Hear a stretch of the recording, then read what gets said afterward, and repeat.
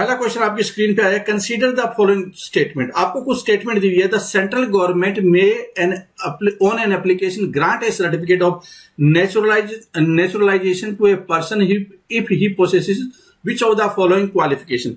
यहां पे देखो, अभी हाल फिलहाल में CAA का मामला काफी ज्यादा चर्चा में था।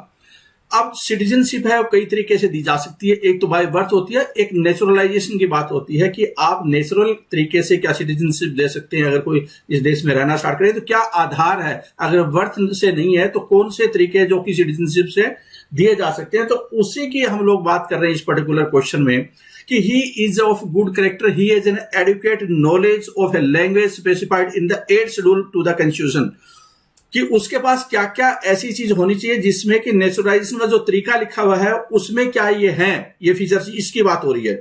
He has rendered distinguished service to the science, philosophy, art, literature, world peace और human progress। आपने अदनाम सामी का नाम हो सकता है सुना हो, नहीं सुना, कुछ बच्चों ने सुना होगा, ठीक है। वो कलाकार है, उसको भी भारत की नागरिकता दी गई है, हालांकि वो पाकिस्तान से संबंधित रखते हैं, जिसको कि भारत आमतौर पे दुश्मन देश के रूप में ही मानता है और काफी ज्यादा लड़ाइयां बीच में पाकिस्तान पंगे करते रहता है। तो कई चीजों के आधार पे सिटीजनशिप है दी जा सकती है, भले वो इंडिया में पैदा न हुआ हो, लेकिन जो ये करेक्टर है, ये 3 आपके सामने स्टेटमेंट है, क्या ये तरीका ठीक, ये जो करेक्ट स्टेटमेंट है, तो इसका राइट आंसर क्या होगा? इसका राइट आंसर है हाँ, ये तीनों अगर उसकी अच्छी है, तीनों अच्छी, मान लो इसने साइंस वगैरह में या उसके कल्चर तो बहुत अच्छी है, लेकिन उसका करेक्टर ठीक नहीं है, इंडिया के खिलाफ कोई एंटी गतिविधि कर रहा है ऐसे, तो उस केस में उसको नहीं दी जा सकती। तो कहने का मतलब है कि इसका डी आंसर होगा। इसका क्या आंसर है? डी आंसर है। चलो अगले क्वेश्चन पे आ जाते हैं। अगला क्वेश्चन आपकी स्क्रीन पे आ गया है और क्वेश्चन क्या दिया हुआ है यहाँ पे? अगला क्वेश्चन दिया हुआ है कि the central bureau of investigation comes under which ministry. कि सेंट्रल CBI, अपना नाम सुना होगा, CBI है वो कौन से मंत्रालय के तहत आता है? CBI कौन से मंत्रालय के तहत आता है, ये आपके सामने क्वेश्चन है। बताओ CBI किसके तहत आता है? तो इसका राइट आंसर क्या होगा? इसका राइट आंसर है वो है ministry of personal pension and public grievances. पहले ये आता था CBI क्या है कि 1963 में इसकी स्थापना हुई थी, resolution of home, ministry of home affairs.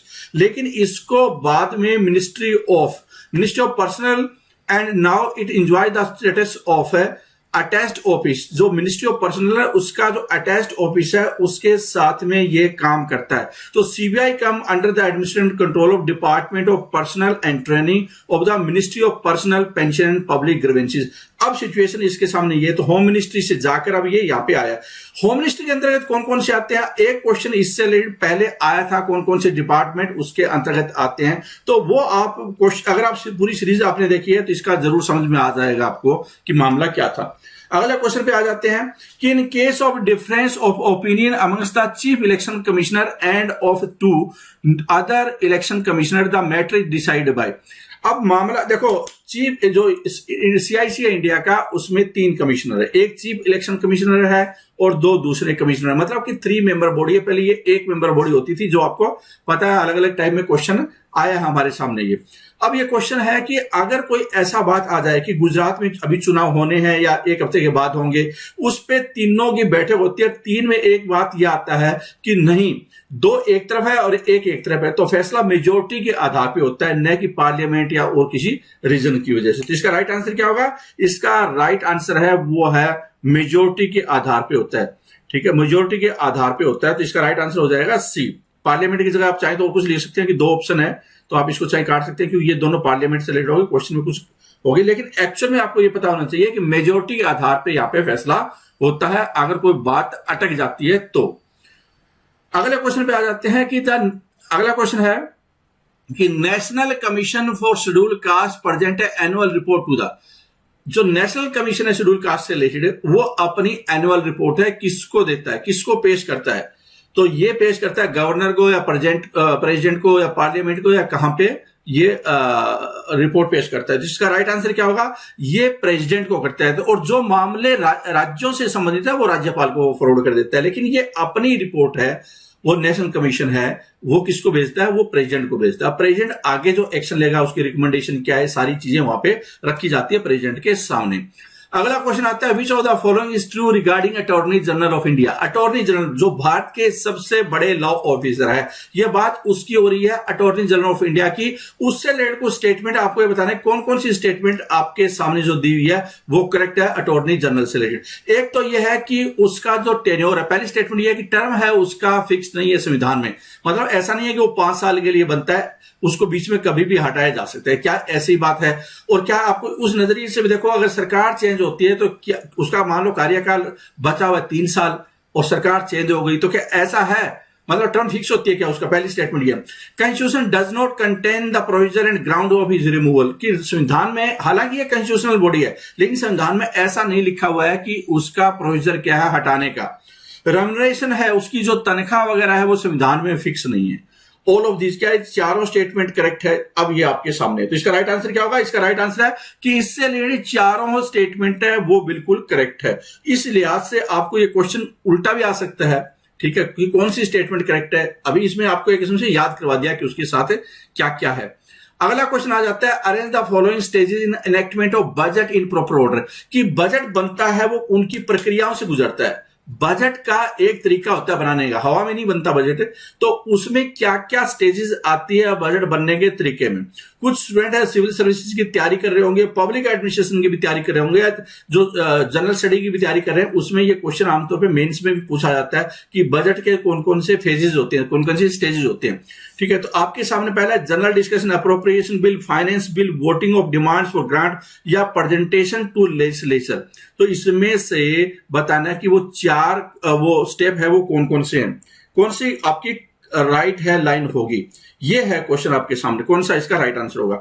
तो सबसे पहले क्या है कि प्रेजेंटेशन टू लेजिस्लेचर है, कि क्या है इसमें क्वेश्चन पूछा है, enactment of budget in proper order, ठीक है। तो सबसे पहले क्या है कि ये पार्लियामेंट में पेश होता है, तो 5वां हो गया, पार्लियामेंट में पेश हो जाता है। उसके बाद क्या है कि उस पर डिस्कशन होती है, थोड़े टाइम के लिए, 2-4 दिन के लिए पहले उसके ऊपर डिस्कशन होती है। तो डिस्कशन होने के बाद फिर वो कमेटियों के पास जाता है, हालांकि कमेटी वाला इसमें दिया हुआ नहीं है, ठीक। तो पहले फिर भवन हो जाएगा, फिर उसके बाद क्या होगा, वोटिंग होती है। वोटिंग के बाद में फिर पहले अप्रोप्रिएशन बिल खर्चे वाला पास होता है, मतलब कि 2, और उसके बाद फाइनेंस बिल पास होता है 3। तो 5, 1, 4, 2, 3, मतलब बी इसका राइट आंसर हो जाएगा। बी इसका राइट आंसर है। अगर आप पूरा डिटेल में देखना चाहते हैं कि क्या क्या स्टेजेस है, तो 6 स्तर से गुजरता है, 6 स्टेजेस होती है बिल पास होने की, ये आप देख सकते हैं आपकी स्क्रीन पे। अगला क्वेश्चन आ गया कि headquarter of the national human right commission है वो कहां पे स्थित है। नेशनल ह्यूमन राइट कमीशन, राष्ट्रीय मानवाधिकार आयोग का मुख्यालय कहां पे है? तो इसका राइट आंसर क्या है? इसका जो मुख्यालय है वो है दिल्ली में। डी इसका करेक्ट आंसर होगा। अगला क्वेश्चन है आपके सामने कि in India the parliament is not supreme, sovereign body नहीं है, enjoy limited and restricted power, कि पार्लियामेंट के पास में सारी कुछ पावर नहीं है लेकिन कुछ एक रिस्ट्रिक्टेड पावर है, रिस्ट्रिक्टेड पावर है, सोवरेन बॉडी नहीं है कहीं ना कहीं। क्यों नहीं है सोवरेन बॉडी, उसी से रिलेटेड क्वेश्चन है। Which of the following features are responsible for this limitation, कि पार्लियामेंट का सोवरेन बॉडी न होना, इसके पीछे क्या कारण है, मतलब कौन से रीजन है, कौन से फीचर है जो कि रिस्पॉन्सिबल है कि इसकी पावर है वो लिमिटेड है। तो 4 ऑप्शन आपके सामने, एक तो संविधान रिटन है, तो जब संविधान में सब कुछ लिख दिया तो पार्लियामेंट को उसके अनुसार चलना पड़ता है, पार्लियामेंट सुप्रीम नहीं हो सकती। फिर फेडरल स्ट्रक्चर हो गया, जुडिशरी रिव्यू हो गया, और ऑल ऑफ दी, मतलब पार्लियामेंट के पास सब कुछ नहीं हो सकता, राज्यों के पास भी पावर हो कुछ जो कि पार्लियामेंट के पास नहीं है, ठीक है। तो ये चारों ही इसके करेक्ट ऑप्शन है। क्या है इसका राइट आंसर? कि ये 4 ऐसे फीचर है जिसकी वजह से क्या पार्लियामेंट को सुप्रीम नहीं बोल सकते। जुडिशियल रिव्यू पार्लियामेंट ने बना दिया, पता चला हाई कोर्ट या सुप्रीम कोर्ट ने उसको कानून को रद्द कर दिया, तो ये सारी चीज के अंतर्गत आ जाती है। तो डी इसका राइट आंसर हो जाएगा। अगला क्वेश्चन आ जाता है, अगला क्वेश्चन आपकी स्क्रीन पे वो है कि the president can be removed from office by procedure of impeachment for the violation of the constitution, कि अगर संविधान का उल्लंघन किया जाता है तो राष्ट्रपति को उनके पद से हटाया जा सकता है इम्पीचमेंट के प्रोसेस से। इस रिगार्ड में आपको कुछ स्टेटमेंट है वो दी हुई है, कुछ आपके कथन है। तो जो 4 कथन है उसके ऊपर बताना है कि कौन सा कथन है करेक्ट है, कौन सा कथन करेक्ट है निम्नलिखित में से 4 स्टेटमेंट में से, ठीक है। तो पहला है constitution does not define the meaning of the phrase violation of the constitution, कि संविधान में इस बात का पता नहीं है कि वायलेशन बोलेंगे किसको, मतलब कि वायलेशन क्या है, वायलेशन ऑफ कॉन्स्टिट्यूशन, इसका पूरी परिभाषा नहीं है संविधान में। एक तो ये स्टेटमेंट है। दूसरा, constitution does not provide the provision for impeachment of the president and left the parliament to claim law, कि संविधान में इस बात का कोई आर्टिकल नहीं है कि इम्पीचमेंट कैसे होगा, बल्कि ये पार्लियामेंट में छोड़ दिया गया कि वो डिसाइड करे इम्पीचमेंट कैसे करवाना है या कानून कैसे बनाए। तीसरा, parliament enacted A president act 1950 for the impeachment of president, कि 1950 में एक इम्पीचमेंट के लिए स्पेशल पार्लियामेंट ने एक्ट बनाया। ठीक है, तो कौन सा इसमें कथन सत्य है? तो इसमें पहला वाला सत्य है, बाकी सारे गलत है। बाकी सारे गलत है, पहला वाला सत्य है कि संविधान में ऐसा कोई जिक्र नहीं है कि जिसमें वायलेशन का बारे में पता चले। Which of the following statement are correct regarding writ quo warranto? Quo warranto से रिलेटेड आपके सामने क्वेश्चन है। रिट होती है, उसमें से एक को वारंटो दी हुई है। ठीक है, किस अधिकार से, किस वारंट से, किस अधिकार से आप ये काम कर रहे हैं? मान लो एक डीएम है, उसको जो लॉकडाउन होता है कोरोना के दौरान, उसमें जो केंद्र सरकार, राज्य सरकार के उससे दिशा निर्देश कुछ अलग है, लेकिन वो अपनी तरफ से कुछ न कुछ ऐसा फैसला दे देता है जो कि लोगों को बहुत अजीब लगता है, और वो फिर सुप्रीम कोर्ट में चले जाते हैं कि हमारा तो इसमें भंग हुआ है। तो क्वेश्चन ये पूछता है फिर सुप्रीम कोर्ट या हाई कोर्ट कि बताइए कि किस अधिकार के तहत, कैसी पावर है आपके पास ये ऑर्डर पास करने की। ठीक है, तो इस तरह की बातें इसमें क्वेश्चन पूछी जाती है। ठीक है, तो आपके सामने क्वेश्चन है आगे कि it prevents the illegal usurpation of public office by a person, कि एक अवैध तरीके से किसी को ऑफिस या सार्वजनिक पद ग्रहण करने से उसको रोकता है। ठीक है, it can not be issued in case of ministerial office और प्राइवेट ऑफिस, कि प्राइवेट ऑफिस मतलब कि अगर जैसे मैं काम कर रहा हूं, मैं प्राइवेट कैपेसिटी में काम कर रहा हूं, या कोई मंत्रालय काम कर रहा है, तो उनके खिलाफ ये इश्यू नहीं किया जा सकता। ठीक है, ये मेरी मर्जी है, कहने का मतलब प्राइवेट आदमी की, पर्सन की मर्जी है, वो यूट्यूब पे कोई चीज चलाता है या कोई और कहीं चलाता है या नहीं चलाता है, ये उसकी मर्जी है, उसको दिशा निर्देश नहीं दिए जा सकते। This can be sought by an interested person and not necessarily by aggrieved person, कि ये जो है ना अधिकार है को वारंटो वाला, ये कोई भी जाकर सुप्रीम कोर्ट हाई कोर्ट को बोल सकता है, कि कोई जरूरी नहीं है जिस पर जो पीड़ित है वही जाए। तो इस केस में बताइए कि कौन सी स्टेटमेंट आपकी करेक्ट है। एक किस्म से इस स्टेटमेंट के, इस क्वेश्चन के जरिए को वारंटो क्या है उसके बारे में भी आपको पता चलेगा, क्योंकि चारों स्टेटमेंट है वो करेक्ट है। चारों स्टेटमेंट करेक्ट है, तो अगर किसी को पता नहीं है क्या मामला है, तो ये सारा इसको इस क्वेश्चन से आपको पता भी चल गया होगा। अगला क्वेश्चन आ जाते हैं, कंसीडर द फॉलोइंग स्टेटमेंट। ठीक है, consider the following statement: the children of foreign diplomats posted in India can acquire Indian citizenship by birth। क्या लिखा हुआ है कि क्या यह कथन सत्य है कि अगर कोई जो दूसरे देशों के राजदूत है, उनके बच्चे इंडिया में बाय बर्थ है, उनको सिटीजनशिप मिल जाएगी? क्या उनको सिटीजनशिप मिलेगी? अगर वो पैदा होते हैं इंडिया में, उनको सिटीजनशिप मिल सकती है क्या बच्चों को? दूसरा है, a person shall be deemed to be of Indian origin if he or either of his parent was born in undivided India or in such other territory which became part of India only after 26 January 1950। कि वो Indian origin का कहलाएगा जिसके बच्चे जिसके parents है undivided India में 26 January 1950 से पहले वो रहते थे। ठीक है, All person acquiring citizenship of India must take an oath of allegiance before they are registered as citizens of India। कि जो भी कोई भारत में नागरिकता लेगा वो भारत के संविधान में निष्ठा रखेगा, इसकी शपथ उसको एक एफिडेविट या शपथ पत्र दाखिल करना होता है सिटीजनशिप लेने के लिए। वो पहले कंडीशन, उसके बाद रजिस्ट्रेशन के लिए अप्लाई करेगा। ठीक है, तो ये तीन आपके सामने स्टेटमेंट बताना है कि तीनों में से कौन सी स्टेटमेंट है वो इनकरेक्ट है। पहली तो बात बतानी है कि इनकरेक्ट कौन सी है, ये आपको जरूर ध्यान दे लेना कौन सी इनकरेक्ट है। तो पहली और दूसरी ही इनकरेक्ट है। पहली है स्टेटमेंट इनकरेक्ट है, मतलब कि देखिए यहां पे जो चिल्ड्रन है फॉरेन डिप्लोमेट के और एनिमी एलियन है, मतलब जो शत्रु देश है, वो क्या है कि सिटीजनशिप, इंडियन सिटीजनशिप है, बाय बर्थ उनको नहीं मिलती। बाय बर्थ उनको नहीं मिलती कि अगर कोई डिप्लोमेट है या फिर क्या है कि शत्रु देश का नागरिक है, भारत में पैदा हुआ, उसको नहीं मिलती। दूसरा क्या है कि person shall be deemed to be Indian origin if he or either of his parents was born in undivided India or in such territory which became part of India only after 26 January 1950। कि वो Indian origin का कहलाएगा जिसके बच्चे जिसके become part of India after, ये 26 जनवरी लिखा हुआ था 1950, यहां पे 15 अगस्त 1947। दूसरे शब्दों में आजाद भारत की बात हो रही है यहां पे, तो ये इसलिए गलत हो गया था। तो पहली दूसरी स्टेटमेंट गलत थी, ठीक है।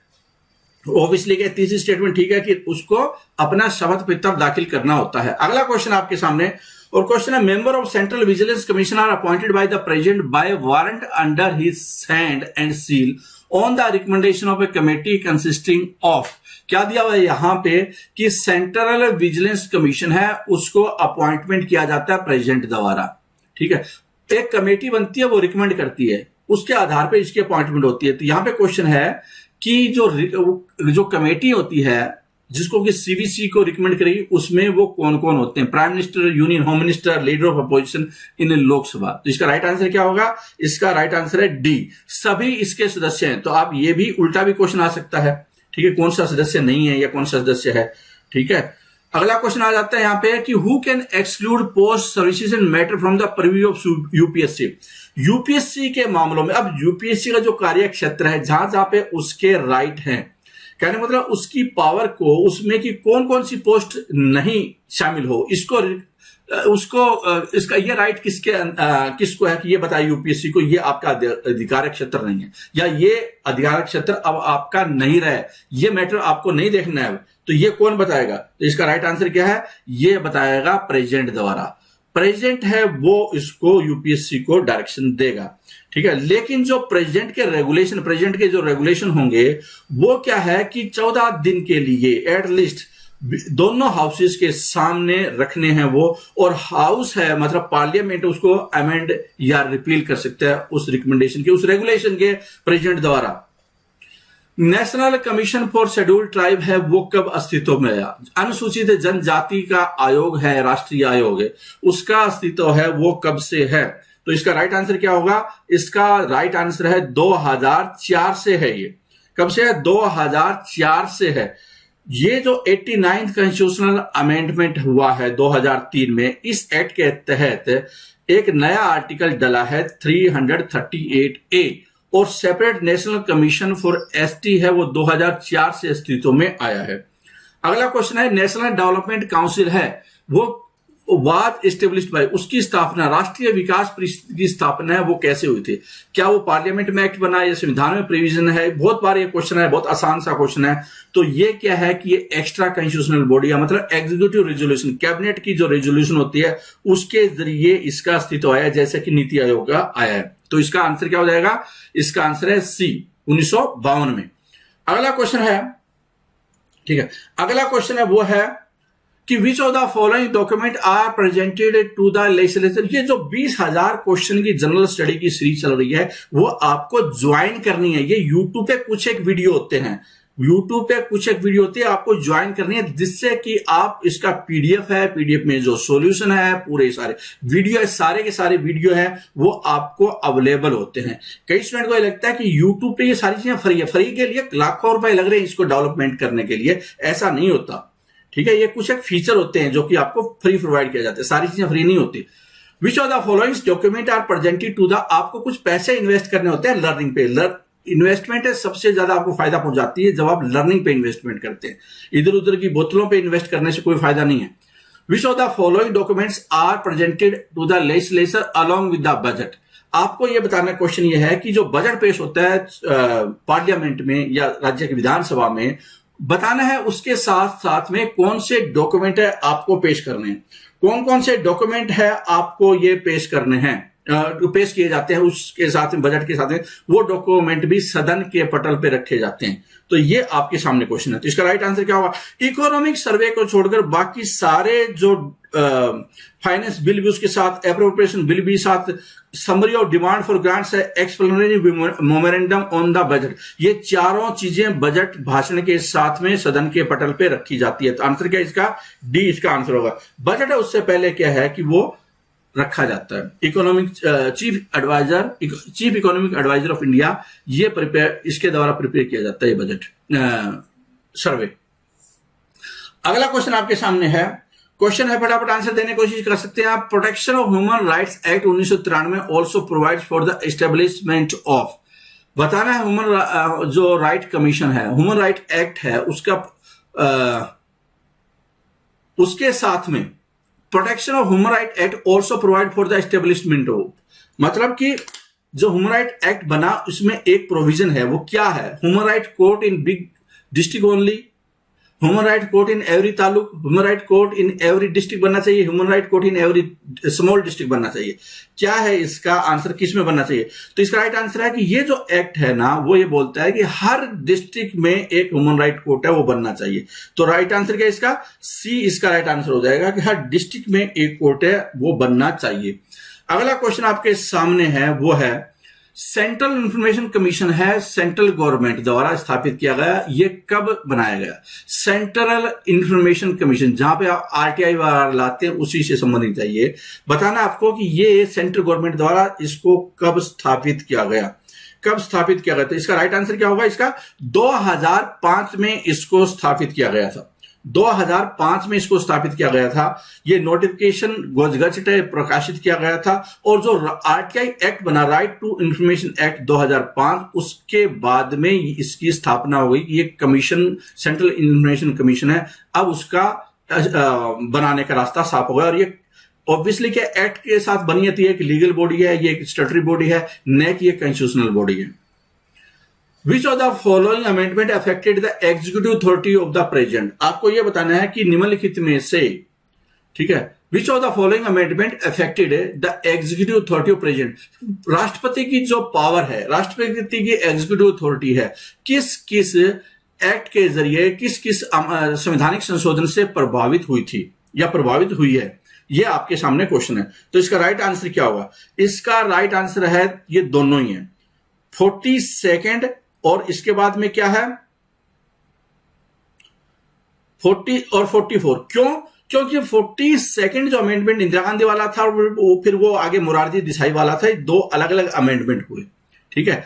अब एक में क्या है कि वो जो aid and advice by the council of minister है, उसमें राष्ट्रपति की पावर को लिमिट कर दिया गया, ठीक है। मतलब कि जो प्रेसिडेंट है वो काम करेगा on the advice of A council of minister, exactly. और दूसरी क्या है कि वो रिकंसिडरेशन के लिए, जो बाद में क्या है 44th में हुआ कि नहीं, रिकंसिडरेशन के लिए एक बार वो भेज सकता है, ठीक है, रिकंसिडरेशन के लिए एक बार भेज सकता है। तो ये दोनों में ही चेंज आया, ठीक है। तो इसका राइट आंसर क्या है? इसका राइट आंसर आपका डी इसका राइट आंसर हो जाएगा। अगला क्वेश्चन आ जाता है आपका सामने, वो है कि article 34 of the Indian Constitution provide for the restriction on fundamental rights while martial law is in force in any area within the territory of India. Which of the following statement regarding martial law are not correct? यहां पे article 44 है, article 44 का संबंध होता है martial law के साथ में। और मार्शल लॉ क्या होता है कि आर्मी का कानून आप बोल सकते हैं कि आर्मी अब वहां पे डिप्लॉयड है, उसके अनुसार आपको काम करना है।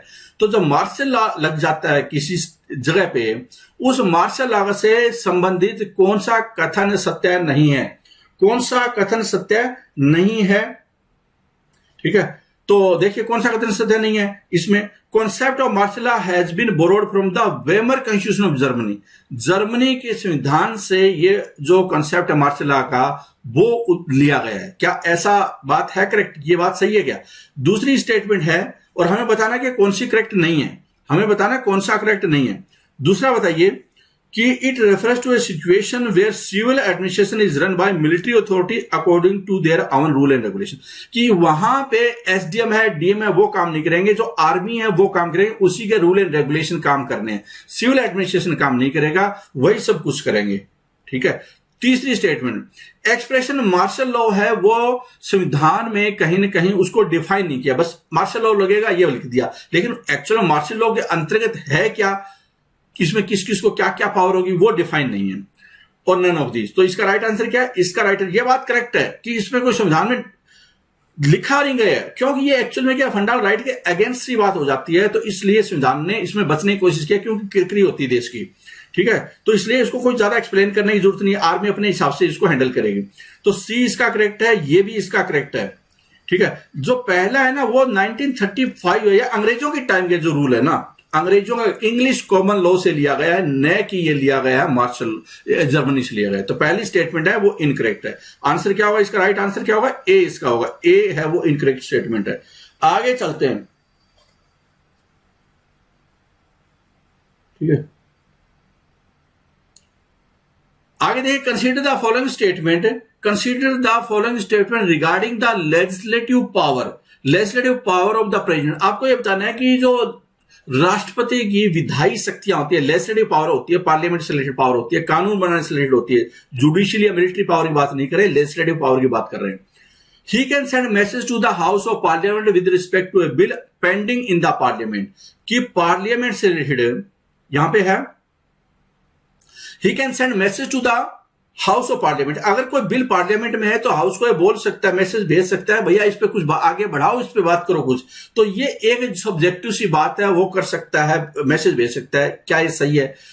क्या उसके पास ये पावर है? दूसरा, he decide on the question as to qualification of member of the parliament in consultation with the prime minister, कि जो एमपी है उसकी क्वालिफिकेशन से रिलेटेड है, उसको डिस्क्वालीफाई कर सकता है। अगर उसके वोटिंग में कुछ गड़बड़ है, अकाउंट उसने टाइम पे सबमिट नहीं किया, खर्चे सबमिट नहीं किया, तो प्राइम मिनिस्टर के साथ कंसल्टेशन में उस कैंडिडेट को डिस्क्वालीफाई कर सकता है, एमपी को। तीसरा, in case of Puducherry president can legislate by making regulation but only when assembly suspending और डिजोल्व। पुडुचेरी जहां पे कि विधानसभा भी है, अगर विधानसभा नहीं है, सस्पेंडेड है, डिजोल्व है, तो उस केस में प्रेसिडेंट रेगुलेशन बना सकते हैं जब वो असेंबली डिजोल्व या सस्पेंडेड हो तो, ठीक है। तो स्टेटमेंट नंबर 3 ये है। तो कौन कौन सी स्टेटमेंट है इसमें करेक्ट है? करेक्ट बताना आपको, ये जरूर देख लेना करेक्ट है या इनकरेक्ट है, वो आपको जरूर देख लेना होता है, ठीक है।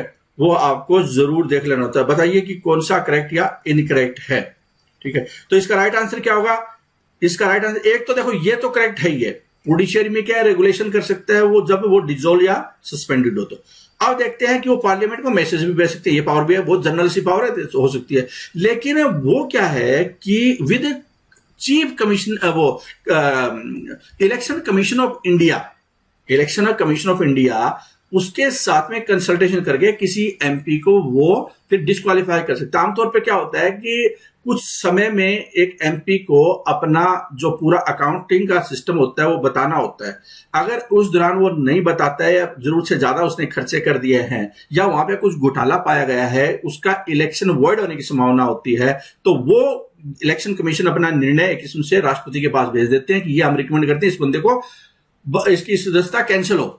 तो राष्ट्रपति फिर उस पर मोहर लगाते हैं। कहने का मतलब ये है। तो ये दूसरी जो स्टेटमेंट है ना, ये प्राइम मिनिस्टर नहीं होगा, वो इलेक्शन कमीशन ऑफ इंडिया होगा, तो ये गलत हो गई है। तो पहली तीसरी करेक्ट है, बी इसका राइट आंसर हो जाएगा। अगले क्वेश्चन पे आ जाते हैं। क्वेश्चन आपके सामने आ गया है, वो ये है कि कैंटोनमेंट बोर्ड है वो कब स्थापित हुआ था? कैंटोनमेंट बोर्ड, छावनी का बोर्ड, वहां पे सिविलियन के लिए बोर्ड होता है, जैसे म्युनिसिपैलिटी होती है सिविलियन एरिया में, उसी तरह से वहां पे कैंटोनमेंट बोर्ड भी बनता है, ठीक है। हमने ये क्वेश्चन वगैरह इस तरह के डिस्कस किए हैं पहले। तो आपको बताना है कि ये कब बना। तो इसका राइट आंसर क्या है? 2006 में कैंटोनमेंट बोर्ड है वो बनाया। कैंटोनमेंट बोर्ड एक्ट 2006 पास हुआ, और पहले जो कैंटोनमेंट एक्ट होता था 1926, उसको रिपील, उसको बंद कर गए, और ये 2006 कैंटोनमेंट बोर्ड है, और इसके तहत ये एडमिनिस्ट्रेशन की पावर आई है। Which of the following body has affected the role of UPSC in disciplinary matter? कि यूपीएससी का रोल भी डिसिप्लिनरी मैटर है, कि जो सिविल सर्वेंट होते हैं उसके खिलाफ वो रिकमेंडेशन दे सकता है सरकार को कि इनके खिलाफ कार्रवाई होनी चाहिए करप्शन के जहां तक मामलों में। और दूसरा, कौन से ऐसे ऑर्गेनाइजेशन है जो कि उसका काम भी लगभग यही है, उसका काम भी यही है, तो जिसकी वजह से दोनों में फिर वो टकराव सी हो जाता है या एरिया ओवरलैप हो रहा है। बताना है वो कौन सा है। तो इसका राइट आंसर क्या होगा? इसका राइट आंसर है सेंट्रल विजिलेंस कमीशन। वो भी यही काम करता है, डिसिप्लिनरी मैटर में अपनी रिकमेंडेशन भेजता है। और हालांकि इसका पलड़ा थोड़ा भारी है क्योंकि कॉन्स्टिट्यूशनल और इंडिपेंडेंट बॉडी है, कॉन्स्टिट्यूशनल बॉडी होने की वजह से ये इंडिपेंडेंट होगा, इसलिए इसका थोड़ा पलड़ा भारी है। अगला क्वेश्चन है, which of the following article deal with the special officer of linguistic minority? Linguistic minority के ऊपर, भाषाई अल्पसंख्यकों के मामले में एक स्पेशल ऑफिसर है, उसका अपॉइंटमेंट है वो किया जा सकता है। आपके अनुसार ये आपको बताना है कि ये आर्टिकल, इससे संबंधित जो कि संवैधानिक बॉडी है उसका आर्टिकल कौन सा है। तो इसका राइट आंसर क्या होगा? इसका राइट आंसर है सी, 350 बी इसका करेक्ट आंसर होगा। अगले क्वेश्चन पे आ जाते हैं। अगला क्वेश्चन है which of the following statement are correct regarding the fundamental duty. Fundamental duty से रिलेटेड है, कुछ स्टेटमेंट आपके सामने दी है, बताना है कौन कौन सी स्टेटमेंट फंडामेंटल ड्यूटी से रिलेटेड है वो करेक्ट है। फंडामेंटल ड्यूटी पे क्वेश्चन आ गया, स्टेटमेंट कौन कौन सी करेक्ट है। पहली स्टेटमेंट है they serve as a warning against anti national and anti social activity. ठीक है, तो जो देश के खिलाफ काम करता है, एंटी सोशल एक्टिविटी काम करता है, उसको एक किस्म से वार्निंग देने का काम करती है। ठीक है, ये वार्निंग देती है, ठीक है, चेतावनी का रूप कार्य करती है। They help the court in examining and determining the constitutional validity of law, कि ये कोर्ट को हेल्प करती है कि किसी जो लॉ है उसका संवैधानिक रूप क्या करेक्ट है संविधान के अनुसार या नहीं है। कहने का मतलब है कि जो फंडामेंटल ड्यूटी है क्या वो कोर्ट को हेल्प कर रही है कहीं कहीं मामलों में। Parliament can provide for the imposition of appropriate penalty or punishment for the failure to fulfil any of them, कि अगर चाहे पार्लियामेंट तो क्या कानून या कोई ऐसी पेनल्टी का रूप बना सकती है अगर कोई ड्यूटी फुलअप नहीं कर रहा है, तो क्या पार्लियामेंट के पास ड्यूटी को पालन करवाने के लिए कोई पावर है। ये आपके सामने 3 स्टेटमेंट दिए थे, और चौथी है ऑल ऑफ दीज। तो बताओ क्या इसका राइट आंसर होगा। इसका राइट आंसर क्या है, ये चारों बिल्कुल करेक्ट है। एक इसमें जनरल चीजें हैं, जनरल सी स्टेटमेंट होती है, तो आप इसका थोड़ा अंदाजा भी लगा सकते हैं। जनरल से आपको कुछ याद करने में हेल्प मिल जाती है कि मान लो एक इसमें होती है, अब चारों आपको याद हो गई होगी, तो इस क्वेश्चन का फायदा ये हो गया कि 4 आपके सामने या 3 चीजें आपके सामने याद होने वाली हो गई है। अगला क्वेश्चन आ गया है which of the following statements are incorrect. निम्नलिखित में से कौन कौन सी स्टेटमेंट है वो गलत है। निम्नलिखित में से कौन कौन सी स्टेटमेंट है वो क्या है, इनकरेक्ट है। बताओ, Rajya Sabha can reject money bill, क्या राज्यसभा मनी बिल को रिजेक्ट कर सकती है क्या। दूसरा है Rajya Sabha can make recommendation on money bill, क्या रिकमेंडेशन कर सकती है मनी बिल पे राज्यसभा। और तीसरा है Rajya Sabha can not reject money bill. तो पहली स्टेटमेंट थी रिजेक्ट और दूसरी स्टेट है कैन नॉट रिजेक्ट, तो इसका दोनों में से एक तो गलत है ही है। Rajya Sabha should return the money bill to the Lok Sabha within 14 days, 14 दिन के अंतर्गत है वो वापस बिल जरूर भेज दे, जो भी अपनी फैसला करना है उसको कर ले। Rajya Sabha can amend a money bill, और 5वीं स्टेटमेंट राज्यसभा एक मनी बिल को अमेंड कर सकती है। क्या है, मनी बिल को अमेंड कर सकती है। बताओ कि कौन कौन सी स्टेटमेंट है वो गलत है। पूछिए इसमें क्या पूछिए, ये है कि गलत कौन सी है। ठीक है, तो गलत का पूछा हुआ है, तो राइट आंसर क्या होगा, मतलब राइट आंसर एक तो देखो ये तो गलत है, राज्यसभा अमेंड नहीं कर सकती, मनी बिल को राज्यसभा के लिए भेजा जाएगा, 14 दिन के अंदर वापस भेज देना है, रिकमेंडेशन देकर उनकी रिकमेंडेशन मानी जा सकती है, उसकी हटाई जा सकती है। ठीक है, तो रिजेक्ट नहीं कर सकती वो, तो पहली स्टेटमेंट ये भी ठीक है। तो पहली और 5वीं करेक्ट है इसकी। Rajya Sabha can not reject money bill, ये सही है। राज्यसभा कैन रिकमेंडेशन दे सकती है। राज्यसभा 14 दिन के अंदर वापस भेजे लोकसभा को, ये भी सही है। तो ये तीनों स्टेटमेंट सही है और ये दोनों गलत है। तो यहाँ पे राज्यसभा की पावर आपको समझ में आ गई होगी इस क्वेश्चन के जरिए कि मनी बिल से रिलेटेड राज्यसभा की क्या पावर है। यहां पे ये बातें समझ में आ गई होगी। तो पहला और 5वीं स्टेटमेंट गलत, राइट आंसर क्या हो जाएगा, सी इसका राइट आंसर हो जाएगा। ठीक है, अगला क्वेश्चन आ जाता है और क्वेश्चन है which of the following statements is correct regarding rights given to citizen of other country in India, कि अगर दूसरे देश के नागरिक भारत में रह रहे हैं उसको जो राइट है वो कौन कौन से हैं, उससे रिलेटेड क्वेश्चन है। कि aliens do not enjoy all civil and political right, कि एलियन का मतलब होता है कि जो विदेशी होते हैं वो भारत में सिविल और पॉलिटिकल राइट, मतलब रैलियां वेलियां नहीं कर सकते, आकर के पार्टी बनना कर इलेक्शन लड़ना का काम करें, ऐसा नहीं हो सकता। पहली स्टेटमेंट ये है। Enemy aliens do not enjoy, शत्रु देश की बात हो रही है पाकिस्तान वगैरह की, do not enjoy protection against arrest and detention. ठीक है, अरेस्ट और डिटेंशन डू नॉट एंजॉय, कि उनको अरेस्ट और जो डिटेंशन होती है उनकी प्रोटेक्शन का जो राइट होता है, जो है बीएस प्रेशर, वो सारी चीजें इस तरह का उनको राइट नहीं है, फंडामेंटल राइट नहीं है उनको। Both are correct, none of the वो। बताओ कि क्या स्टेटमेंट है उससे रिलेटेड करेक्ट पूछा हुआ है, उससे रिलेटेड करेक्ट पूछा हुआ आपसे, तो यहां पे कौन सी स्टेटमेंट करेक्ट होगी। तो बोथ स्टेटमेंट है वो करेक्ट है, बोथ स्टेटमेंट करेक्ट है, सी इसका राइट आंसर हो जाएगा। ठीक है, अगला क्वेश्चन आ जाते हैं विच of the following amendments is not correctly matched, कि कुछ अमेंडमेंट दिए हुए, संवैधानिक संशोधन दिए हुए हैं, इससे आपको कुछ याद भी हो जाएगा और ये इससे ये भी आपको बताने कौन सा आपको याद है भी या नहीं। बताओ कि कौन सा करेक्टली मैच नहीं है। नोट मैच पूछा है, नोट करेक्ट पूछा है, करेक्ट कौन सा नहीं है, ठीक है, करेक्ट कौन सा नहीं है। 89 का संबंध है SC/ST के साथ में, 61 का है 21 से 18 साल के साथ में, 92 का है एंटी डिफेक्शन लॉ, और 69 का है यहाँ पे जो असेंबली और काउंसिल ऑफ मिनिस्टर बनने हैं दिल्ली के, नेशनल कैपिटल ऑफ दिल्ली, उससे रिलेटेड है। तो इसमें से कौन सा गलत है मैच? इसका राइट आंसर क्या है? इसका राइट आंसर है ये वाला सी। इसका ये 92nd अमेंडमेंट नहीं है, ये क्या है? सी इसका राइट आंसर हो जाएगा। 92nd अमेंडमेंट नहीं है, ये कौन सा है? 91 है एंटी डिफेक्शन लॉ से रिलेटेड, जो 15% का, इससे ज्यादा मंत्री नहीं हो सकते, वो वाला। और 92nd है ना, वो तो जो 3 भाषाएं हैं 2003 में हुआ था कि जो भाषाएं बोडो, डोगरी, मैथिली और संथली, 4 जो भाषाएं हैं उसको संविधान में इंक्लूड करके 22 भाषाएं बना दी गई। तो ये 22वां संशोधन 92 से संवैधानिक संशोधन हुआ था 8 शेड्यूल में भाषाएं डालने वाला, ठीक है। अगला क्वेश्चन आ जाता है, और इसका मतलब आंसर क्या है इसका? फिर आंसर हो जाएगा सी, ये करेक्ट नहीं है, बाकी ठीक है। आगे देखते हैं क्वेश्चन में, आगे देखते हैं question, which of the following is true about federalism in India? Federalism से रिलेटेड, संघवाद से रिलेटेड आपको बताना है कि the term federation is not mention in the constitution. संविधान में फेडरेशन का जिक्र नहीं है, संविधान में फेडरेशन नहीं। भारत एक फेडरल है, हम बोलते हैं कई बार, ठीक है, मोटे तौर पे बोल देते हैं फेडरलिज्म को खतरा है, फेडरलिज्म को खतरा है, ये बातें करते रहते हैं, लेकिन लिखा है संविधान में कि फेडरल तो है ही नहीं। क्या ये बात सही है? दूसरा है कि Indian federal system is based on American model, कि जैसे अमेरिका में बहुत पावर है राज्यों को, ऐसे इंडिया में पावर है। क्या ये बात सही है? तीसरा है, या किसी और देश के मॉडल के ऊपर आधारित है, कोई कनाडा या और कोई मॉडल हो सकता है क्या? तीसरा, केशवानंद भारती के supreme court laid down that constitution is the federal and characterised federalism as its basic feature. क्या जो केशवानंद भारती था उसमें जो संविधान के बारे में सुप्रीम कोर्ट ने यह बोला कि ये फेडरल है और फेडरलिज्म इसका बेसिक फीचर है, क्या उसका फैसला ऐसे सुनाया था? और नन ऑफ द अबव, निम्नलिखित में से कोई नहीं है, कोई भी सच नहीं है।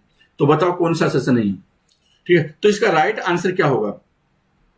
कौन सा सच है ये बताना है, कौन सा सच है ये आपको बताना है। तो इसका राइट आंसर है ए इसका राइट आंसर है।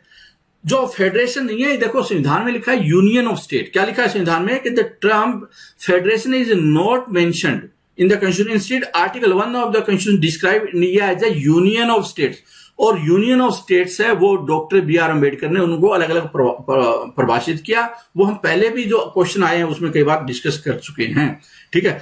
जबकि दूसरा जो इन्हें करेक्ट होने का रीजन ये था कि वो अमेरिका नहीं, कनेडियन मॉडल है। और तीसरा क्या है कि वो जो केशवानंद भारती केस नहीं है, वो Mumbai case, SR Mumbai case था, उसमें ये सुप्रीम कोर्ट ने बताया था, फैसला सुनाया था कि जिसमें कॉन्स्टिट्यूशन का फेडरल कैरेक्टरिस्टिक और बेसिक फीचर इसके बारे में बताया था कि ये बेसिक फीचर है, सेंटर मनमानी नहीं कर सकता।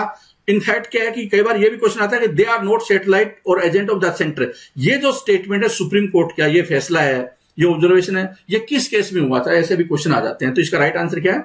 इसका राइट है SR मुंबई केस, आपको बताना है, ठीक है। तो इसका राइट आंसर क्या था कि कौन सी स्टेटमेंट करेक्ट है? ए इसका राइट आंसर है। आगे देख लेते हैं। Supreme court held that a religious denomination must satisfy which of these condition.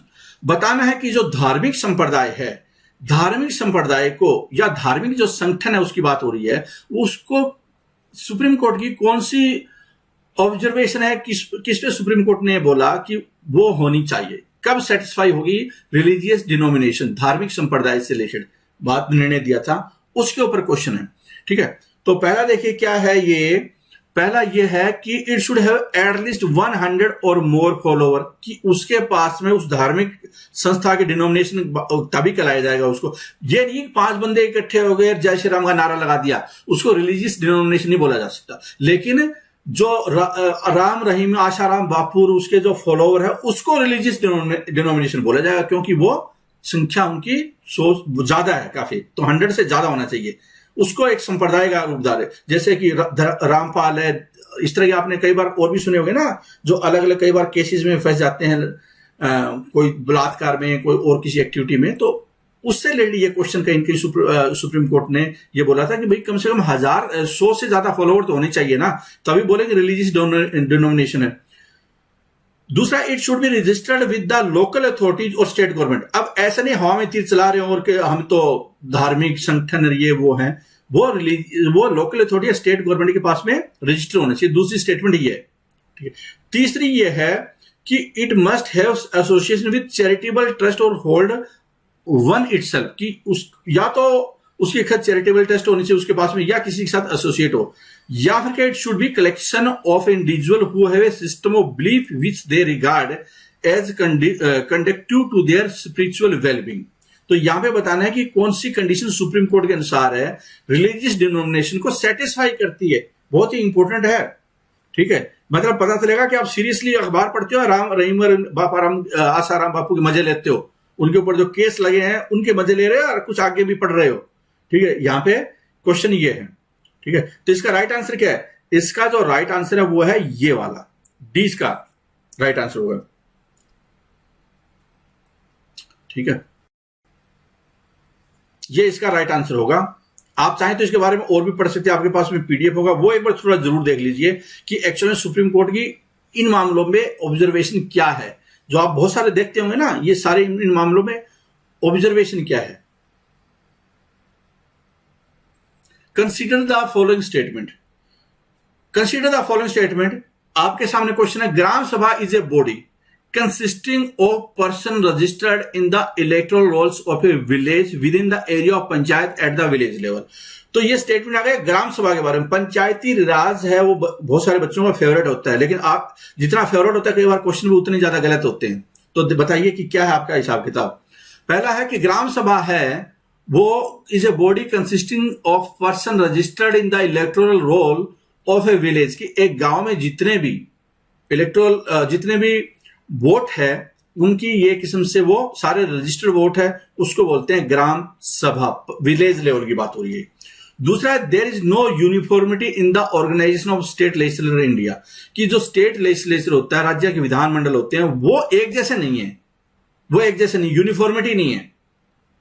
तीसरा है, person must not less than 25 years of age to be chosen as a member of legislative council. 25 साल से कम उम्र उसकी नहीं होनी चाहिए लेजिस्लेटिव काउंसिल का मेंबर बनने के लिए, विधान परिषद का मेंबर बनने के लिए। यह बात इसमें लिखी हुई है, ठीक है। तो बताना है कि कौन सी स्टेटमेंट करेक्ट है, ये जरूर देख लिया करो। क्या पूछा, करेक्ट कौन सी है, करेक्ट इसमें कौन सी है। तो इसका राइट आंसर क्या है? इसका राइट आंसर है वो पहली और दूसरी करेक्ट है। पहली करेक्ट है, ग्राम सभा की डेफिनेशन ठीक है। वो लोग 18 साल से ऊपर जिनके वोट है, गांव में रहते हैं, सारे ग्राम सभा के मेंबर है। दूसरा क्या है कि यूनिफॉर्मिटी नहीं है, ये बात ठीक है, यूनिफॉर्मिटी नहीं है। किसी में विधान परिषद है, किसी में नहीं है, किसी में विधान परिषद है, किसी में नहीं है। यूनिफॉर्मिटी तो बड़े तौर पर यही पता चल गया, तो ये भी नहीं है। ये भी स्टेटमेंट करेक्ट है, देयर इज नो यूनिफॉर्मिटी, तो इसका ये करेक्ट, ये करेक्ट। तीसरा, इसमें 30 साल होना चाहिए था, इसमें लिख दिया 25 साल, तो ये गलत हो गई है। तो पहली और दूसरी, इसका राइट आंसर क्या हो जाएगा? ये डी इसका राइट आंसर हो जाएगा। आगे देख लेते हैं। Which of the following is special purpose agency और functional local body?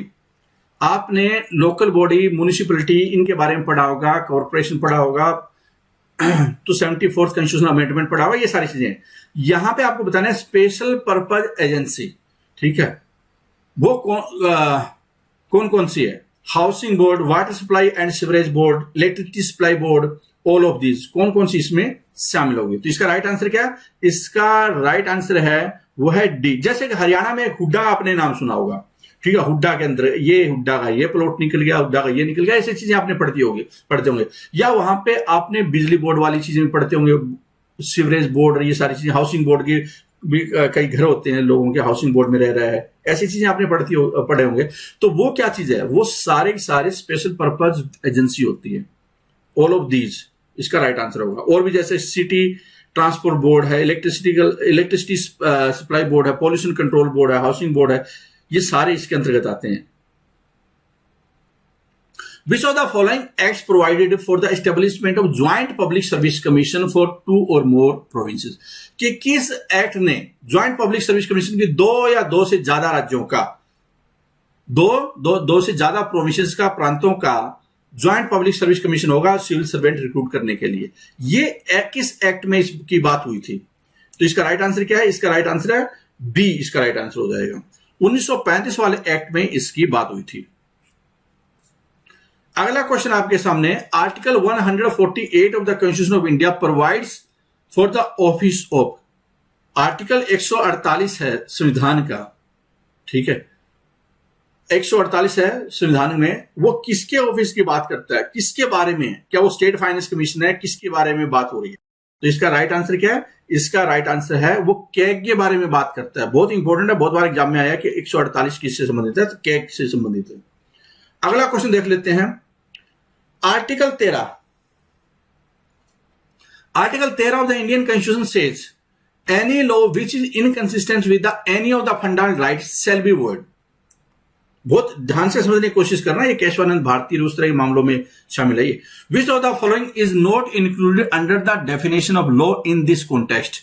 क्या दिया है कि आर्टिकल 13 संविधान में, ठीक है, वो ये बोलता है कि कोई भी लॉ जो कि फंडामेंटल राइट के साथ में मैच नहीं हो रहा है, मतलब उसका वायलेट कर रहा है, वो काटा ले जाएगा उसके ऊपर, वो गैर कानूनी है, संविधान विरोधी है। संविधान में कोई अगर लॉ ऐसा बनता है, संविधान में कोई कानून ऐसा बनता है, ठीक है, पार्लियामेंट कोई ऐसा कानून बना देती है जो कि फंडामेंटल राइट का उल्लंघन कर रहा है, तो वो उसको वॉइड माना जाएगा। विच of the following is not included, निम्नलिखित में से कौन सा इसके अंतर्गत इंक्लूडेड नहीं है? ठीक है, कौन सा इसके अंतर्गत इंक्लूड नहीं है, बताइए। तो इसका राइट आंसर क्या है? इसका राइट आंसर है सी। संविधान में जो परिवर्तन होते हैं ना, संविधान में जो परिवर्तन होते हैं, कॉन्स्टिट्यूशनल अमेंडमेंट, वो इसमें शामिल नहीं है। पूरा जानकारी दी हुई है इसमें कि आर्टिकल जो 13(3) पार्ट है इसका, ठीक है, उसमें लिखा गया है कि law include any ordinance, order, by law, regulation, notification, custom, usages in the territory of India, कोई भी फॉर्मेट है, ठीक है, वो सारे इसके अंतर्गत आ रहे हैं। और आर्टिकल 13(4) इसके क्लोज नंबर 4 क्या बोल रहा है कि nothing in this article applies to constitutional amendment made under article 368। तो इसमें यह लिख दिया गया, देखो उल्टा कर दिया इसका, कि आर्टिकल 13(4) में यह लिखा गया कि संवैधानिक संशोधन इसके अंतर्गत नहीं आता।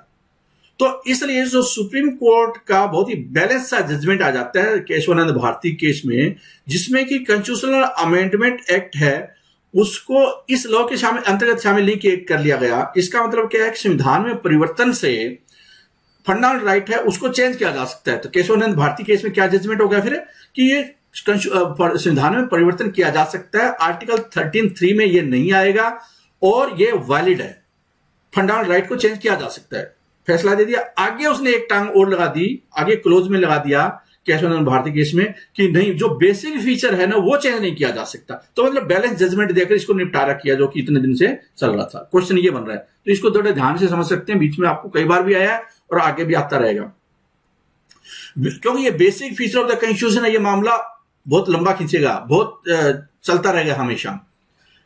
Which of the following expenditures are charged upon consolidated fund of India? ये भी एक इंपॉर्टेंट क्वेश्चन है कि कौन से फंड ऐसे हैं, कंसोलिडेटेड फंड ऑफ इंडिया, कौन से खर्चे जो कि चार्ज अपॉन होगा, मतलब कंसोलिडेटेड फंड जो एक तो निकाला जाता है डायरेक्टली जिसपे वोटिंग होती है, एक पे वोटिंग नहीं होती है, जो चार्ज अपॉन का मतलब वोटिंग नहीं होगी, ठीक है। तो allowance of the speaker of Lok Sabha, expenditure relating to the raising of loan and services and reduction of debts, की जो खर्चे होते हैं किसके ऊपर, लोन लेने के ऊपर जो खर्चे होते हैं उस पर आपकी वोटिंग नहीं हो सकती, आप बहस कर सकते हो, उस पर डिबेट कर सकते हो।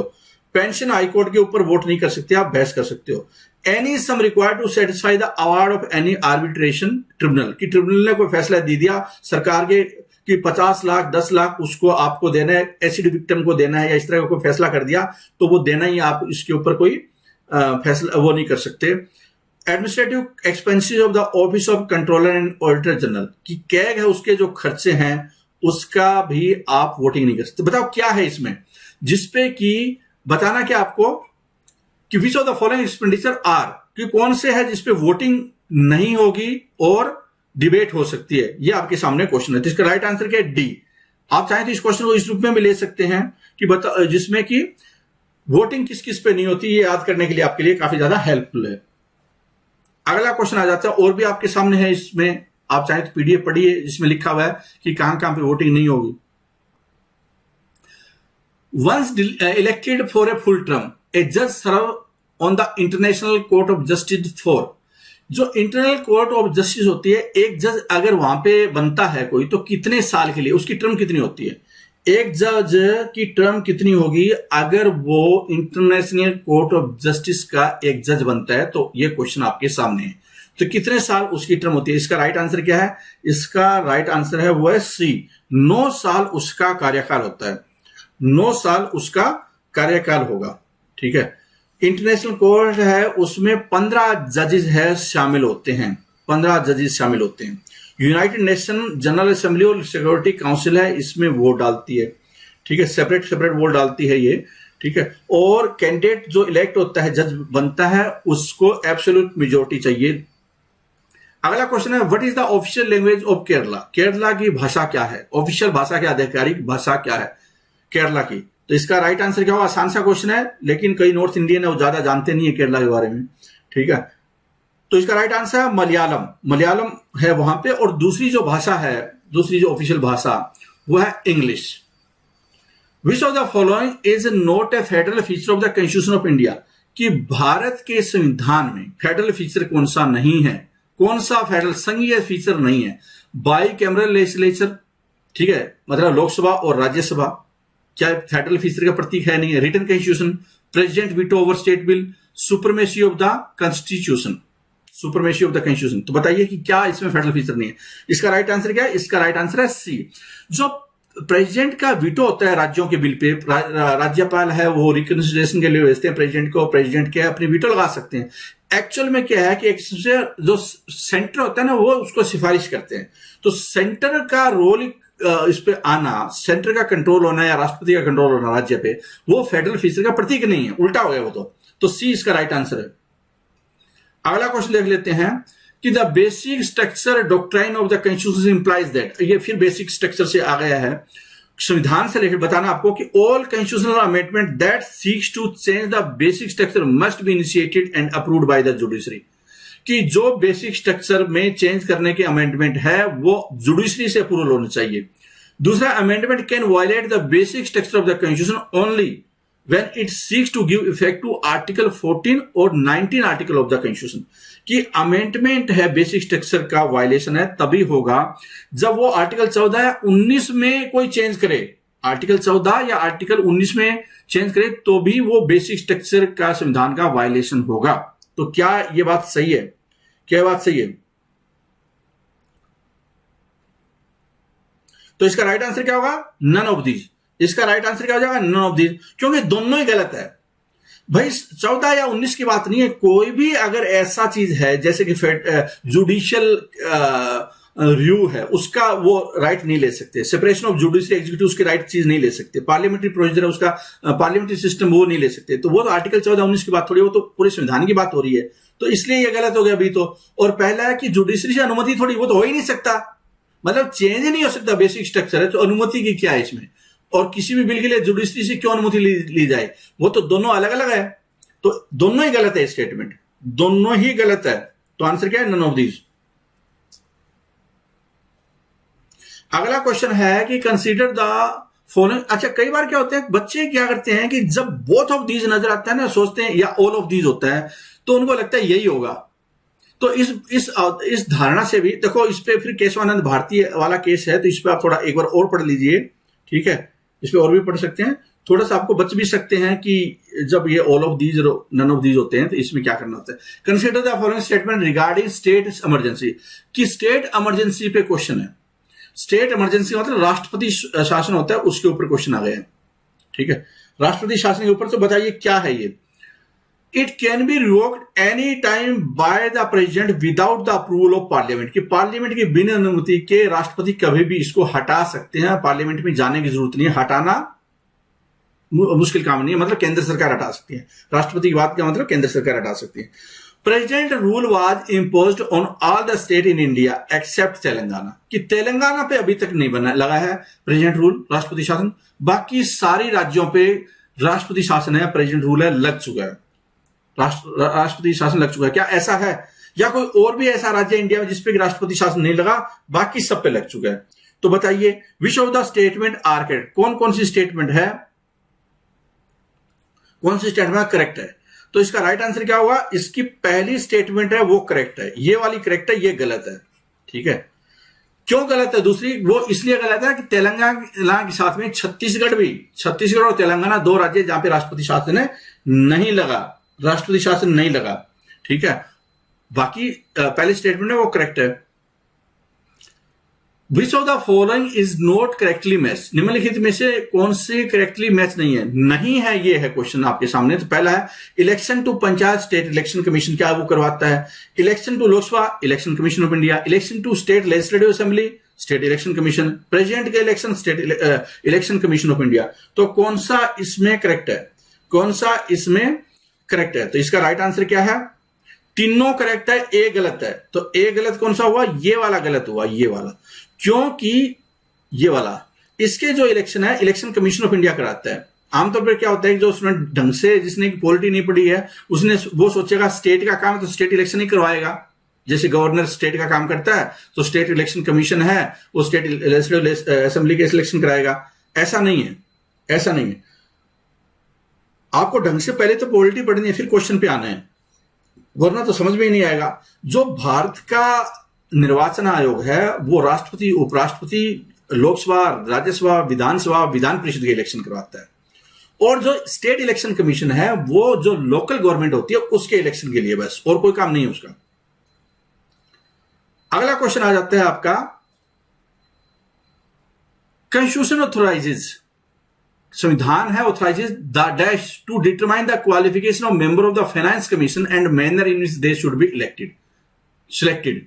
ठीक है, कि क्या कौन सा संस्थान है जो कि डिटरमाइन करता है कि जो फाइनेंस कमीशन है उसकी क्वालिफिकेशन क्या होनी चाहिए और किस तरह से वो सिलेक्ट होनी चाहिए, क्या तरीका होना चाहिए उनका सिलेक्शन का प्रोसीजर क्या है।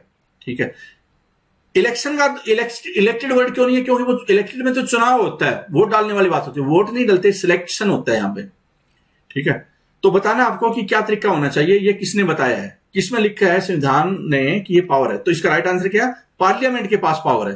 पार्लियामेंट डिसाइड करेगी उनका इलेक्शन कैसे मेंबर होंगे, क्या क्वालिफिकेशन होगी, ये सारी चीजें। ठीक है, तो जो पार्लियामेंट ने डिसाइड किया है वो क्या है कि चेयरमैन है उसको पब्लिक अफेयर्स का एक्सपीरियंस होना चाहिए, और जो 4 मेंबर और होते हैं, एक उसमें जज के बराबर, हाईकोर्ट के जज के बराबर क्वालिफिकेशन होना चाहिए, दूसरे को फाइनेंस और अकाउंट्स में नॉलेज होना चाहिए, तीसरे को फाइनेंशियल मैटर और एडमिनिस्ट्रेशन में, और चौथे को इकोनॉमिक्स का अच्छा नॉलेज होना चाहिए। तो ये 4 उसके मेंबर होते हैं, उनकी क्वालिफिकेशन ये डिसाइड कर दिया पार्लियामेंट ने। आगे चलते हैं।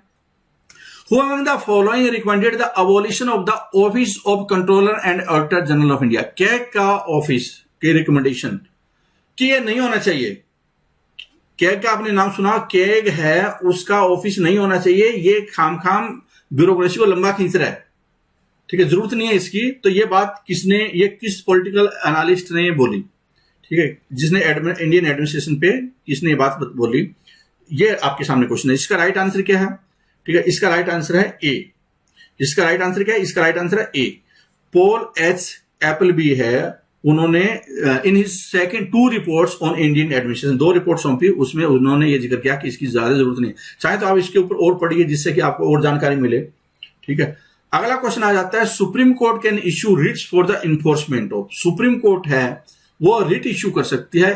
क्या रिट किस लिए इश्यू होती है? ये आपके सामने बहुत ही आसान क्वेश्चन है। Fundamental right, legal right, both of these, none of these. तो लीगल राइट पे, फंडामेंटल राइट पे किस पे कर सकती है, ये आपके सामने क्वेश्चन है। तो इसका राइट आंसर क्या है? राइट आंसर है fundamental right.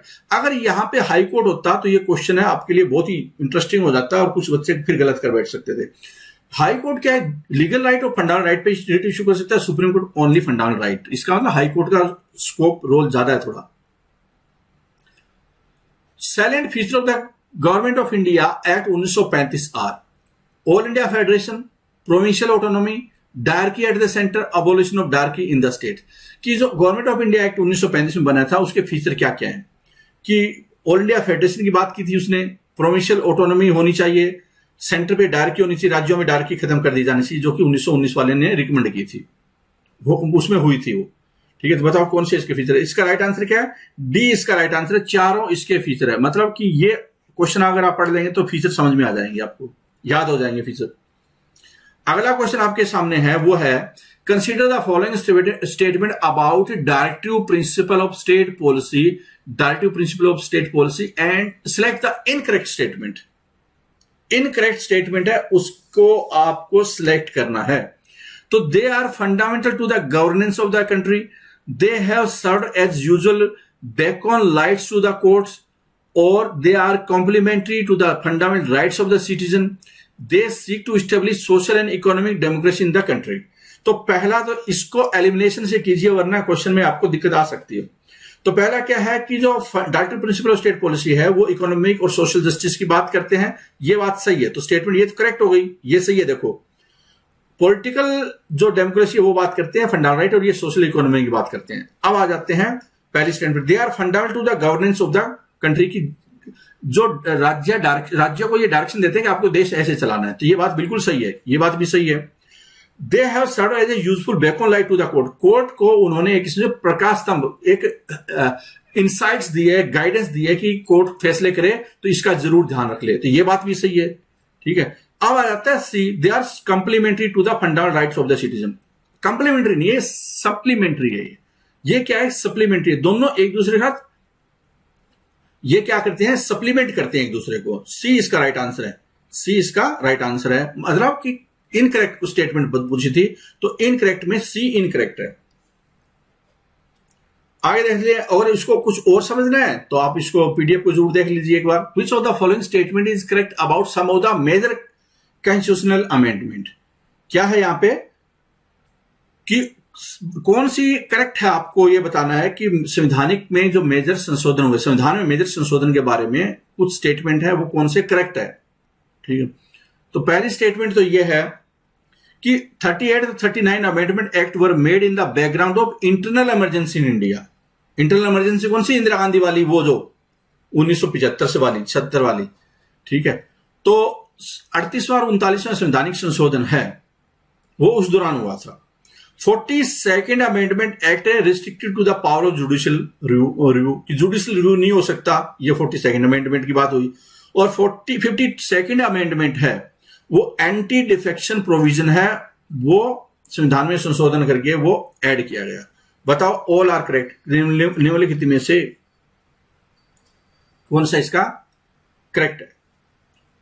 All are correct या सभी करेक्ट है? तो इसका राइट आंसर क्या होगा? इसका राइट आंसर है डी, सभी इसके करेक्ट हैं, सभी इसके करेक्ट हैं।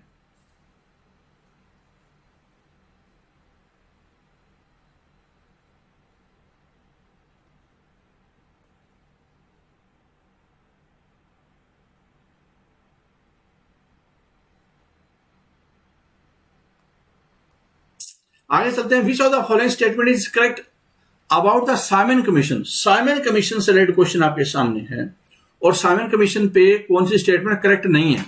ठीक है, तो it was appointed as per the provision of government of India act 1919 act के तहत इसमें प्रोविजन था कि एक कमीशन आएगा, तो वो कमीशन की बात हो रही है।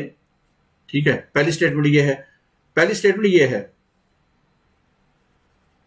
ठीक है, पहली स्टेटमेंट ये है। दूसरी है it recommended the abolition of dyarchy in the provinces, कि उसने बोला कि राज्यों में, मतलब प्रांतों में डायरकी नहीं होनी चाहिए। ठीक है जी। तीसरी, it agreed against the continuation of the communal electoral in India. It argued against the, कि इसने बोला कि जो कम्युनल इलेक्टोरल, जैसे कि मस्जिद को, इस्लाम को, मुस्लिम को, फिर सिख्स को, महिलाओं को ऐसे जो रिजर्वेशन दी हुई है, ठीक है, इनके वोटिंग का पैटर्न दिया हुआ है कि इनको वोटों में इस तरह से स्पेशल रिप्रेजेंटेशन मिलेगी, वो ठीक नहीं है, उसके अगेंस्ट इसने रिकमेंडेशन दी थी। तो क्या ये बात सही है? Recommended the establishment of federation of British India and princely state, federation की बात की थी उसने। तो देखो ये गलत है, इसने अगेंस्ट नहीं बोला था, उसने सपोर्ट किया था कि ये होना चाहिए, कम्युनल इलेक्टोरल है वो होना चाहिए, ये उसने बोला था। बाकी तीनों स्टेटमेंट करेक्ट है और ये गलत है। सी इसका राइट आंसर है। पूछा गलत कौन सी है, तो सी इसका राइट आंसर है। आगे देखिए क्वेश्चन क्या है। ठीक है, BVR Mohan Reddy committee is associated with which of the following? BVR Mohan Reddy committee है। यह क्वेश्चन बहुत सारे स्टूडेंट के इंटरेस्ट के लिए इंटरेस्टेड क्वेश्चन है। ये आपने सुना होगा कि 2008-9 में बहुत सारे इंजीनियरिंग कॉलेज उस दौरान बनने स्टार्ट हो गए थे, या इनफैक्ट 2006-7 में आप बोल सकते हैं। 2010-11 आते आते बुछारसी आ गई, और 2015-16 आते आते इंजीनियरिंग कॉलेज से लोगों का मोह भंग स्टार्ट हो गया, और 2017-18 आकर ऐसा हो गया कि कई इंजीनियरिंग कॉलेज बंद होने स्टार्ट हो गए, या वहां डिग्रियां बंटनी स्टार्ट हो गई। इंजीनियरिंग कर रहा है बच्चा, साथ में क्या बीएमए में एडमिशन ले रखा है, साथ में बीटेक मिल जाएगा, वहां दहेज वहेज ठीक मिल जाता है, ठीक है, और साथ में बीए कर लेते हैं, पास हो जाएंगे, क्यों इंजीनियरिंग में पास हो सकता हो या ना हो। तो इस तरह की कहने का मतलब ऐसा बुछार सी आ गई इंजीनियरिंग डिग्रियों की कि कोई भी इंजीनियर यहाँ पे कि एडमिशन की तो बात ही नहीं है, कि एडमिशन तो सबका, ये सीटें खाली 50% से ज्यादा। क्वेश्चन यहाँ पे आ जाता है कि बीवीआर कमेटी बिठाई गई है, वो किसके संबंधित है? तो मैंने हिंट दे दिया आपको, बताओ किससे संबंधित है। तो इसका राइट आंसर है बी। हिंट दे दिया तो आपको आंसर तो आ ही जाना चाहिए था। इंजीनियरिंग कॉलेज का, इंजीनियरिंग एजुकेशन का एक्सपेंशन है, उस पे क्या प्लानिंग होनी चाहिए, उस पे कमेटी बिठाई गई थी, ठीक है ना, उस पे कमेटी बिठाई गई थी। क्योंकि कई राज्यों में, कई इंजीनियरिंग कॉलेज में यह हालत थी कि टीचर तो ज्यादा है, स्टूडेंट कम है। यह हालत हो गई थी, किसी क्लास में 1 स्टूडेंट, किसी क्लास में 2 स्टूडेंट, ऐसी हालत होगी, क्योंकि उसका कोई प्लेसमेंट नहीं हो रहा, बच्चों में कोई स्किल्स नहीं है, कोई इंजीनियरिंग का ज्ञान नहीं है, ठीक है। तो नए कॉलेज 2020 से सेटअप नहीं होगी, ये उसने बोल दिया। इस तरह की बातें उसने और की थी, ठीक है। हर 2 साल के बाद में कैपेसिटी रिव्यू की जाए कि इंजीनियरिंग कॉलेज होने चाहिए, नहीं होनी चाहिए। ये थे 50 क्वेश्चन जो आज हमने किए हैं। उम्मीद करता हूं कि ये सारी चीजें आपको समझ में आई होगी। जिन्होंने अभी तक इस कोर्स में एडमिशन नहीं है, पेड कोर्स है, एडमिशन नहीं लिया, वो ले ले, जिससे कि सारी क्लासेस है उसको फायदा हो।